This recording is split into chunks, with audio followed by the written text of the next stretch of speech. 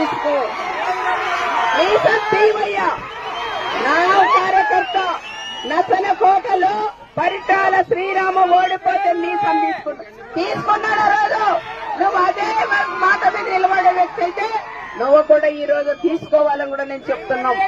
అదే కాకుండా రామగిరి మండలంలో ఒక్క ఓటైనా నాకు మెజార్టీ వస్తుంది, రాకపోతే రాజకీయ సన్యాసం తీసుకున్నానన్నారు. నువ్వు తీసుకున్నావా రాజకీయ సన్యాసం? మాట మీద నిలబడతాం. మా కుటుంబం, నా కార్యకర్త మాట మీద నిలబడతారు. మాట మీద నిలబడే కార్యకర్త మీలాగా ఒక్క లీడర్ లేదు. ఆయనేమో ఆవిడే సూట్ కేసులన్నీ సర్దుకొని రెడీగా వెళ్ళిపోయాడు. ఆ వైఎస్ఆర్ సోదరులను గుర్తించాలా?